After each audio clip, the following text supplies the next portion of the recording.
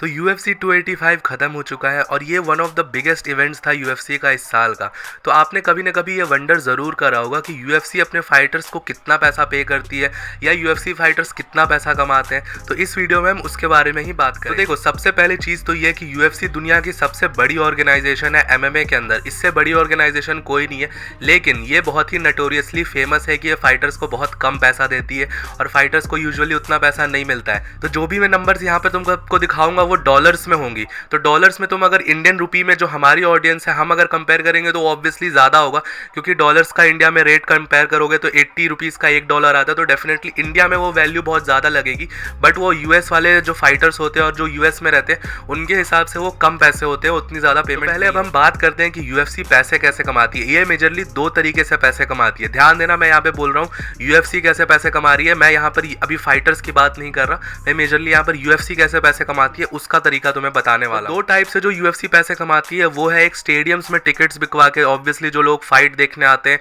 वहाँ पर जो ऑक्टागन प्रेजेंस होती है, जैसे UFC 285 हुआ वो T-Mobile एरिना में हुआ लास वेगस में, तो वहाँ पर लोग आए देखने के लिए, उन्होंने टिकट्स खरीदी और वहाँ से वो जनरेट करी। सिमिलरली जैसे हमारे इधर क्रिकेट में भी होता है, आप स्टेडियम जाते हो वहाँ टिकट्स का पैसे देते हो, फिर वो होता है। मेथड जिससे UFC का मेजर इनकम आता है और जो मेजर रेवेन्यू जो UFC कमाती है वो है पेपर व्यू बाइज। तो पेपर व्यू बाइज बेसिकली यही होता है कि UFC जो अमेरिका में चलता है, यूके में चलता है और यूरोपियन कंट्रीज में चलता है वो बहुत अलग होता है। आप देखो, हम इंडिया में कैसे देख पाते हैं, इंडिया, नेपाल, बांग्लादेश सब जगह कैसे देख पाते हैं, हम फ्री में देख पाते हैं UFC को। सोनी लिव पे, जियो टीवी वगैरह पे हम फ्री में देख पाते हैं। लेकिन अमेरिका की ऑडियंस और यूके की ऑडियंस होती है स्पेशली, इनको हर फाइट के पैसे देने पड़ते हैं। इन कंट्री के लोगों का स्टैंडर्ड ऑफ लिविंग वगैरह अच्छा है तो ये ऑब्वियसली ये पे कर सकते हैं उन फाइट्स के लिए, और डेफिनेटली ये हर फाइट के लिए पे करते हैं। और वो अमाउंट होता है अराउंड $100 to $75, ये हर फाइट के लिए पे करते हो। तो देख सकते हो कि इंडिया में हम डेफिनेटली ये फाइट्स को सोनी लिव, जियो टीवी वगैरह पे फ्री में देख पाते हैं।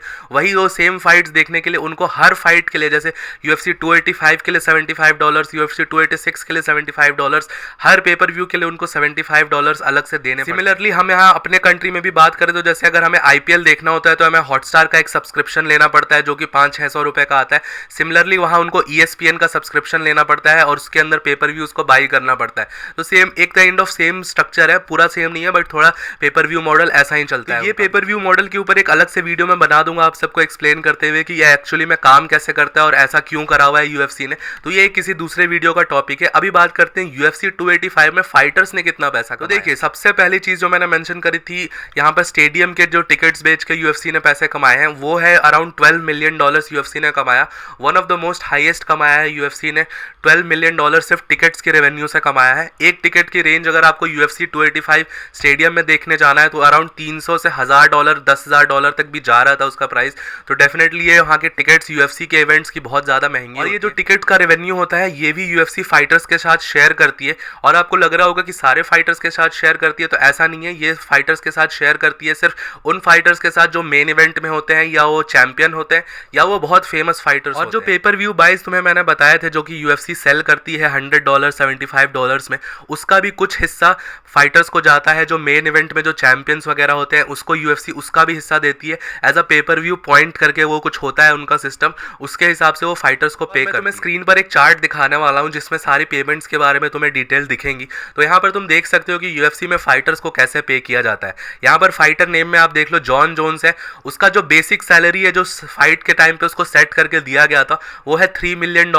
मतलब इतना तो उसको मिलेगा ही मिलेगा, ये डेफिनेटली है। उसके बाद विन बोनस होता है। तो ये विन बोनस ये होता है कि ये जो आपने अगर फाइट जीती तो आपको ये पैसे मिलेंगे, अगर आपने फाइट नहीं जीती तो ये आपको नहीं मिलेगा बोनस। लेकिन डेफिनेटली जो आपका पर्स है और जो आपका बेसिक सैलरी है वो आपको UFC पे करेगी, जो कि जॉन जोन्स का था $3 मिलियन। बेसिक पे जो था वो $3 मिलियन था। अगर आपको जानना है कि कॉनर मैकग्रेगर वगैरह का बेसिक पे होता है तो वो अराउंड $5 to $7 मिलियन होता है कॉनर मैकग्रेगर का, जो कि वन ऑफ द हाईएस्ट है UFC के अंदर। तो बेसिक पे जॉन जोन्स का $3 मिलियन, उनका विन बोनस 100K।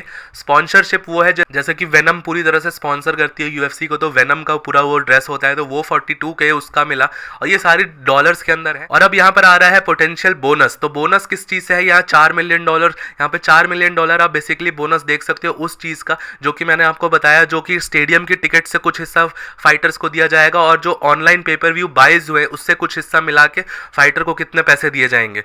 तो उसी हिसाब से फिर फाइटर को पे किया जाता है, उस टिकट की प्राइस कितनी बनी और कितने पेपर व्यू बाइज बिके उस हिसाब से। और एक यूएफसी अपना बोनस भी देती है अलग से, आप वो देख सकते हो, जैसे फाइट ऑफ द नाइट हो गया या परफॉर्मेंस ऑफ द नाइट के हिसाब से $50K के अराउंड का बोनस वो देती है यूएफसी अपने फाइटर्स को। तो टोटल पे आउट अगर हम देखा जाए यहाँ पर हमें जॉन जोन्स का, तो वो होगा अराउंड $6 to 7 मिलियन, ये ऊपर नीचे भी हो सकता है। तो यहाँ पर हम देख सकते हैं कि जॉन जोन्स ने अराउंड 6 से 7 मिलियन डॉलर्स कमाए हैं।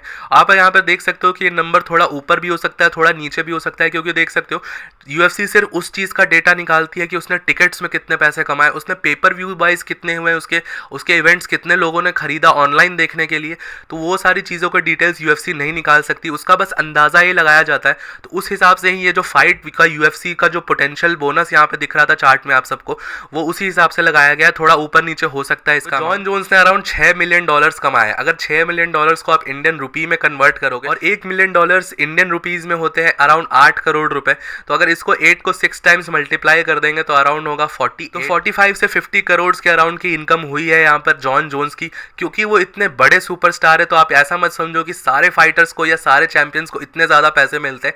डेफिनेटली यहाँ पर अगर आप जॉन जोन्स की बात करो तो वो खुद भी इस फाइटर पे से सेटिस्फाइड नहीं है, क्योंकि 50 करोड़ अगर आप देखो तो ये इंडिया के अंदर बहुत ज़्यादा पैसे हैं, लेकिन अगर आप साथ ही साथ यूएस में इसको कंपेयर करोगे तो ये इतने ज़्यादा पैसे नहीं होते। आप डेफिनेटली एक अच्छा अमाउंट है, एक अच्छी सैलरी है, लेकिन आप वर्क इन पुट आउट करके देखोगे तो यूएफसी को यहाँ पर यूएफसी के फाइटर्स को काफ़ी ज़्यादा टैक्सेशन भी पे करना पड़ता है। इसमें अराउंड यूएफसी में 30% टैक्स लग जाता है। आपके डिपेंड करता है कि यूएस में कौन से स्टेट में आप फाइट कर रहे हो, तो 30% टैक्स में हटा लो। फिर फाइटर्स का अलग खर्चा होता है, जैसे इंजरी वगैरह आ गई तो उसका खर्चा हो गया, हॉस्पिटल बिल्स वगैरह खर्चा हो गई, ये यूएफसी कवर नहीं करती है। उसके बाद आपके ट्रेनिंग कैंप के खर्चे, आप फाइट तो भले 2 मिनट में खत्म हो गई, लेकिन उसकी प्रिपरेशन 6-6 महीने तक करते हैं फाइटर्स, तो जिम की फ़ी, कोच की फ़ी, ये सब लगा के ऑलमोस्ट 50 to 60% फाइटर का जो पर्स होता है या फाइटर ने जो कमाया है वो इन सब चीज़ों में ही खर्च हो जाता है। डेफिनेटली अगर आपको मैं चार्ट दोबारा से दिखाऊं तो आप यहाँ पर देख सकते हो कि सिरिल गान ने $1 मिलियन कमाया है ऑलमोस्ट, मतलब आप समझ सकते हो 7 करोड़ रुपए 8 करोड़ रुपए कमाए हैं उन्होंने। वैलेंटीना सेवचेंको ने ये और कम कमाया है, एलेक्सा ग्रासो ने और कम कमाया है, और आप नीचे जैसे जैसे जाते जाओगे ये फाइट की चीज़ें और कम होते जाएंगी, और फाइटर का जो पे है वो बहुत ही ड्रास्टिकली कम होते जाएगा। आप देख सकते हो $100K तक आ चुका है, जो कि 70 लाख रुपए है, जो कि इंडिया में बहुत ज़्यादा भी नहीं है, लेकिन आप अगर यूएस में जाओगे तो ये बहुत ही कम पैसे हो जाते हैं एक फाइटर को सस्टेन करने। तो अब आप लोग सोच रहे होगे कि फाइटर को इतना कम पैसा क्यों मिल रहा है, या सिर्फ टॉप वाले फाइटर्स को इतना कैसे। आप देख सकते हो कोई फाइटर्स जो हारे भी हैं उनको ज़्यादा पैसा मिल रहा है एज कम्पेयर टू विनर्स। तो डेफिनेटली एक चीज़ आपको यहाँ पर समझनी पड़ेगी, यूएफसी एक स्पोर्टिंग कंपनी नहीं है, यूएफसी एक एंटरटेनमेंट कंपनी है। यूएफसी में अगर आपको यूएफसी के अंदर ज़्यादा पैसा कमाना है तो आपको उतनी ज़्यादा टिकट्स बाई करानी पड़ेंगी, आपको उतनी ज़्यादा टिकट सेल करानी पड़ेंगी, जितनी ज़्यादा लोग आपकी फाइट के लिए हाइप होंगे उतना ज़्यादा पैसा आपको मिलेगा। आप सबको लगता होगा कि फाइटर ट्रैश टॉक क्यों करता है, या एक दूसरे को गालियाँ क्यों देता है, या प्रेस कॉन्फ्रेंसेस वगैरह में उल्टी सीधी चीज़ें क्यों बोलता है। वो इसीलिए बोलता है ताकि लोगों का इंटरेस्ट बढ़े, उनकी फाइट को और ज़्यादा बेचा जाए, उनकी फाइट्स और ज़्यादा सेल हो। क्योंकि आप देख सकते हो यूएफसी में सबसे ज़्यादा अगर कोई पैसा कमाता है तो वो है कॉनर मैग्रेगर, और कॉनर मैग्रेगर के पेपर व्यू बाइज बहुत ज़्यादा होते हैं, around 1 million 2 million pay per view buys ही होते हैं। तो डेफिनेटली आप यहाँ पर देख सकते हो कि बहुत सारे बड़े बड़े फाइटर्स या चैंपियंस उतना पैसा नहीं कमा पाते जितना अलग से फाइटर्स कमा पाते। अगर आपको इसका ही एक बहुत ही अच्छा एग्जांपल दूं तो अगर आपको पता हो यूएफसी का फ्लाईवेट चैंपियन था डिमिट्रियस जॉनसन, जिसके पास 13 टाइटल डिफेंसेस थे, लेकिन उसको अपनी पर फाइट के पैसे कितने मिलते थे, $30,000, $40,000 या मैक्स $50,000, इससे ज़्यादा नहीं मिलता था। और हम सबको पता है कि डिमिट्रियस जॉनसन कितना ज़्यादा टैलेंटेड फाइटर है, लेकिन ऐसा क्यों होता है, क्योंकि उसके फाइट्स को ज़्यादा लोग देखना नहीं चाहते, या आप सब में से भी बहुत सारे लोगों को ये पता नहीं होगा कि डिमिट्रियस जॉनसन कौन है, कैसी फाइट्स करता था, उस पर इतनी सारी टाइटल डिफेंसेस भी है। तो डेफिनेटली फ्लाई वेट डिवीजन के जो फाइटर्स होते हैं वो उतना ज़्यादा पैसा अभी भी नहीं कमा पाते, क्योंकि वो उतना ज़्यादा पॉपुलर डिवीजन नहीं है। तो डेफिनेटली यही है यूएफसी के अंदर, अगर आप जितना ज़्यादा पॉपुलैरिटी लेके आओगे आप उतना ज़्यादा पैसा कमाओगे। अगर आपको एक और एग्जांपल दूं तो हॉर्हे मास्विडाल का भी ले सकते हो। वो फाइटर उतना अच्छा नहीं है, बहुत सारे फाइट्स वो हार जाता है, या अच्छे कंपटीशन के सामने वो टिक नहीं पाता, लेकिन उसकी फाइट्स बहुत ज़्यादा सेल होती है, तो उसको पैसे भी बहुत ज़्यादा। सेम नेट डियाज के साथ भी है। नेट डियाज तो ऑलमोस्ट हर फाइट को हार ही जाता है, लेकिन फिर भी उसकी फाइट देखने यूएफसी में बहुत लोग आते थे, और वो बहुत बड़ा यूएफसी का पेपर व्यू स्टार बोला जाता था। तो आई होप इस वीडियो के बाद आप सबको समझ में आ गया होगा कि यूएफसी का पेमेंट सिस्टम कैसा होता है और यूएफसी के फाइटर्स कितना पैसा कमाते हैं। तो आपका इसके बारे में क्या ओपिनियन है कि क्या ये यूएफसी का फाइटर पे सही है या गलत है, जो भी आपका ओपिनियन हो नीचे कमेंट सेक्शन में मुझे ज़रूर बताना।